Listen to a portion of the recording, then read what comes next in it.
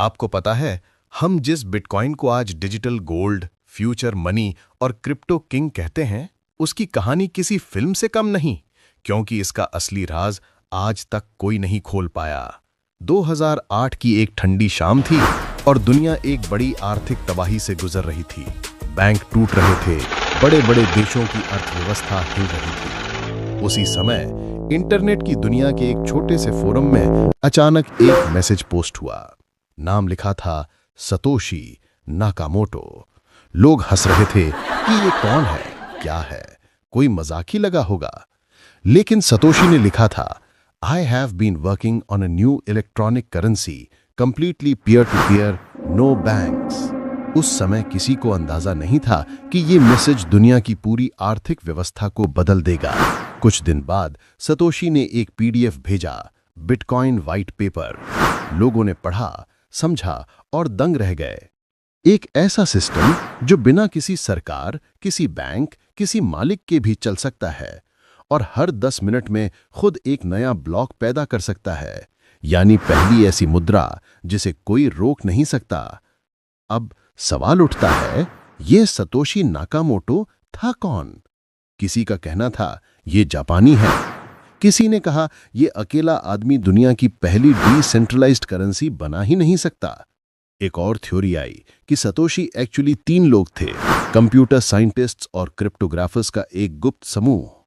और फिर bitcoin launch हुआ 3 जनवरी 2009, दुनिया का पहला ब्लॉक, जेनेसिस ब्लॉक, और उसके पहले ही मिनट में 50 बिटकॉइन माइन हुए। और ये किसने माइन किए? सतोशी नाकामोटो ने। लेकिन असली ट्विस्ट तो अब शुरू होता है।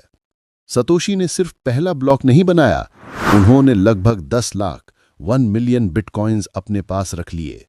आज की कीमत में वो रकम अकल्पनीय है।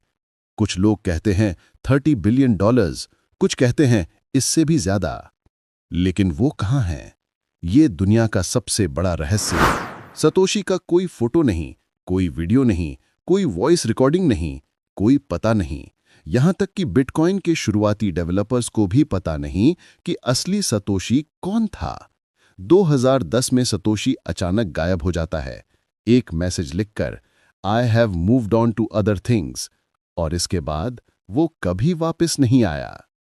अब सोचिए, जिस इंसान ने दुनिया की पहली बैंकलेस करेंसी बनाई, जो दुनिया का सबसे अमीर इंसान बन सकता था, वो सब कुछ छोड़कर ऐसे ही गायब हो गया। बिटकॉइन की पॉपुलैरिटी बढ़ने लगी, लोग माइनिंग करने लगे, लेकिन लोगों को उस समय एक बात समझ नहीं आई। बिटकॉइन के अंदर एक्चुअली 3 ऐसे गुप्त मैकेनिज्म्स छिपे थे, जिन्हें सतोशी ने इतने चतुर तरीके से डिजाइन किया था कि आज दुनिया के 90% यूजर्स को भी नहीं पता कि अंदर क्या चल रहा है। पहला, प्रूफ ऑफ वर्क, यानी हर ट्रांजैक्शन दुनिया भर के हजारों कंप्यूटर्स से वेरीफाई होती है ताकि कोई इसे मैनिपुलेट ना कर सके। और पजल इतना कठिन होता है कि चीट करना लगभग नामुमकिन है।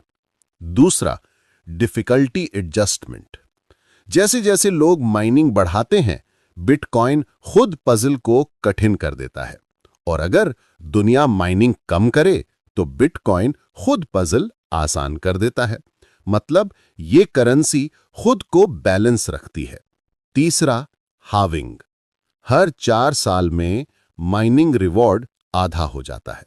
मतलब बिटकॉइन की सप्लाई धीरे धीरे कम होती रहती है।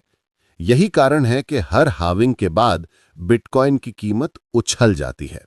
अब असली सस्पेंस ये है, अगर सतोशी के पास 10 लाख बिटकॉइंस हैं, तो वो आज तक उन्हें इस्तेमाल क्यों नहीं करता, क्यों नहीं बेचता? और अगर वो व्यक्ति जिंदा है, तो दुनिया की सबसे महंगी करेंसी को बनाकर चोरी छुपे क्यों रहता है? कुछ लोग कहते हैं शायद सतोशी अब इस दुनिया में नहीं है। कुछ कहते हैं वो डर गया कि इतनी पावर किसी एक इंसान के पास होना ठीक नहीं। कुछ कहते हैं बिटकॉइन बनाने का मकसद पैसा कमाना नहीं, बल्कि सिस्टम बदलना था। और बिटकॉइन आज भी चल रहा है, बिना किसी ओनर के, बिना किसी लीडर के, जैसे इसे खुद सतोशी ने ऐसी डिजाइन किया हो कि यह हमेशा के लिए जिंदा रहे।